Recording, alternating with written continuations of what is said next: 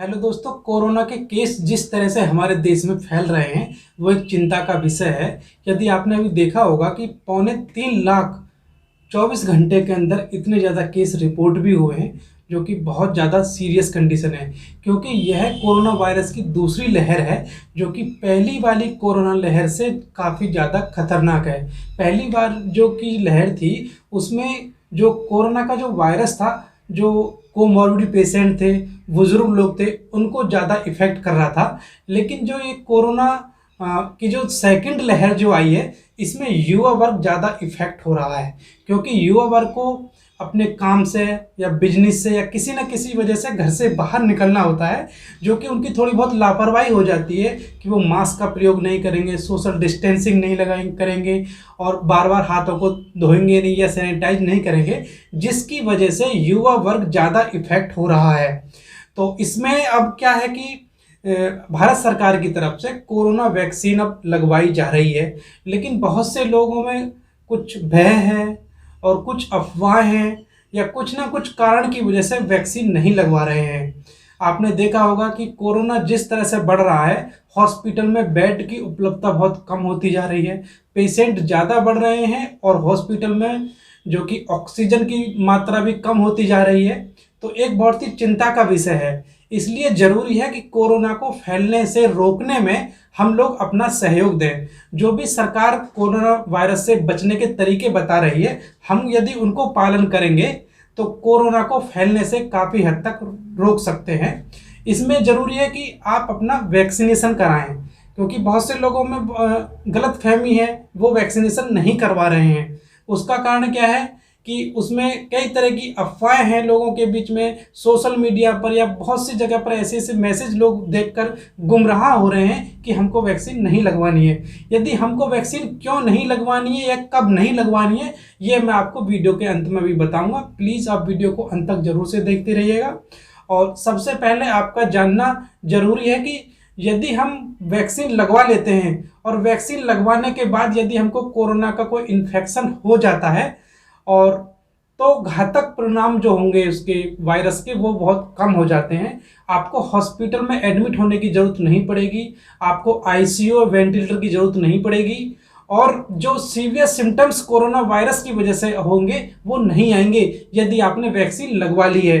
यदि आपने वैक्सीन नहीं लगवाई है तो जो कोरोना वायरस है ये ज़्यादा इफेक्टिव तरह से एक तरह से इफेक्ट करता है अपना। तो जरूरी है कि आप कोरोना वैक्सीन जरूर लगवा लें। लेकिन आपको कोरोना वैक्सीन कब नहीं लगवानी है ये भी आपको ध्यान रखना चाहिए। उसमें क्या है कि यदि आपकी एज 18 साल से कम है तो आपको कोरोना वैक्सीन नहीं लगवानी है। यदि आपको किसी फूड से, ड्रग से या किसी वैक्सीन की वजह से कोई एलर्जिक रिएक्शन होती है तो भी आपको ये वैक्सीन नहीं लगवानी है। यदि आपको बुखार आ रहा है, 103-4 डिग्री फ़ारेनहाइट टेम्परेचर है आपका, तब भी आपको ये बुखार में वैक्सीन नहीं लगवानी है। यदि आपको कोई ब्लीडिंग डिसऑर्डर है या फिर कोई आप खून को पतला करने वाली कोई दवा खा रहे हैं, तब भी आपको ये कोरोना की वैक्सीन नहीं लगवानी है। यदि आपकी रोग प्रतिरोधक क्षमता बहुत ज़्यादा कम है या कोई आप ऐसी दवा का सेवन कर रहे हैं जो कि इम्यूनो डिप्रेसेंट होती है, अर्थात आपके इम्यून सिस्टम को कमजोर करती है या प्रभावित करती है, तब भी आपको कोविड-19 की वैक्सीन नहीं लेनी है। यदि आप गर्भवती हैं या फिर गर्भवती मतलब होने की प्लानिंग कर रहे हैं, तब भी आपको कोरोना की वैक्सीन नहीं लेनी है। और यदि आप ब्रेस्ट फीडिंग है, मतलब छोटे बच्चे को आप दूध पिला रहे हैं, तब भी आपको कोरोना की वैक्सीन नहीं लेनी है। और यदि आपको कोरोना वैक्सीन की कोई एक फर्स्ट डोज लग गई है तो केवल वही डोज आपको दोबारा लेनी है। यदि आप अपने वैक्सीनेटर को बताओगे कि आपने पहले कोविशील्ड की ली है तो आपको कोविशील्ड की ही वैक्सीन की सेकंड डोज लगेगी, दूसरी की नहीं लगेगी। आपको कभी कभी कन्फ्यूजन लोगों में ये भी होता है कि हम पहली डोज हमने लगवा ली है तो अब दूसरी हम कब ना लगवाएं, ये भी आपको बहुत जरूरी जानना चाहिए। यदि कोरोना वैक्सीन की फर्स्ट डोज लगने के बाद आपको कोई सीवियर रिएक्शन हुई है तो आप सेकंड डोज नहीं ले सकते हैं, क्योंकि आपको फिर सेकंड डोज नहीं लेनी चाहिए। केवल यही कंडीशन है जब आपको कोरोना वैक्सीन नहीं लेनी है, अन्यथा आप कोरोना वैक्सीन जरूर से लगवाइएगा। क्योंकि पहले चरण में क्या हुआ था कि जो हमारे हेल्थ वर्कर थे और फ्रंट लाइन वर्कर थे उनको कोरोना की वैक्सीन दी गई थी। दूसरे चरण में जो 45 साल से ऊपर गंभीर बीमारी वाले लोग थे प्लस जो 60 साल से ऊपर सभी को कोरोना की वैक्सीन दी गई थी। और उसके बाद में 45 साल से ऊपर सभी लोगों को आजकल कोरोना की वैक्सीन लग रही है। लेकिन 1 मई 2021 से आप लोगों के लिए गुड न्यूज़ ये है कि 18 वर्ष से ऊपर सभी व्यक्तियों को कोरोना की वैक्सीन लगाई जाएगी।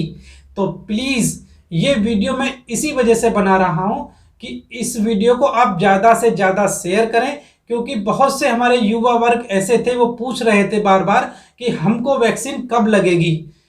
इसलिए ये अब टाइम आ गया है। 1 मई से पूरे भारतवर्ष में 18 वर्ष से ऊपर सभी व्यक्तियों को कोरोना की वैक्सीन लगाई जाएगी। उसके लिए जरूरी है आप अपना एक पहचान पत्र या कोई भी ऐसी आईडी जिसमें आपकी उम्र 18 वर्ष से अधिक हो, तो आप अपनी कोरोना का वैक्सीन जरूर से करवा लीजिएगा। क्योंकि यदि आपको कोरोना वैक्सीन लगी होगी तो कोरोना वायरस का इन्फेक्शन यदि आपको हो जाता है तो इतना घातक परिणाम उसके नहीं आएंगे। इसलिए कोरोना को फैलने से रोकने के लिए जरूरी है कि सभी लोग अपना अपना वैक्सीनेशन जरूर से कराइएगा। और वैक्सीन लगने के बाद भी जो कोरोना से बचाव के प्रोटोकॉल हैं, मास्क का प्रयोग करना है, सोशल डिस्टेंसिंग का पालन करना है और बार बार हाथों को धोते रहना है या सैनिटाइज करते रहना है। बहुत से लोग ये बोलते हैं कि हमने कोरोना की वैक्सीन लगवा ली है, अब हमें डरने की जरूरत नहीं है, जबकि ऐसा नहीं है। यदि आपको कोरोना की वैक्सीन लग गई है, आपको इन्फेक्शन हो भी सकता है, तो आप उस टाइम पर लोगों को फैला सकते हैं, लोगों को आप दूसरों को फैला सकते हैं। इसीलिए मास्क और जो हाथ धोने की वो है और सोशल डिस्टेंसिंग है, इन चीज़ों को आपको लगातार पालन करते रहना है। मैं डॉक्टर अशोक कुमार सिंह, जिला बुलंदशहर, उत्तर प्रदेश से। यदि आप मेरे YouTube चैनल पर नए हैं तो आप मेरे YouTube चैनल को सब्सक्राइब भी जरूर से करिएगा। Thank you.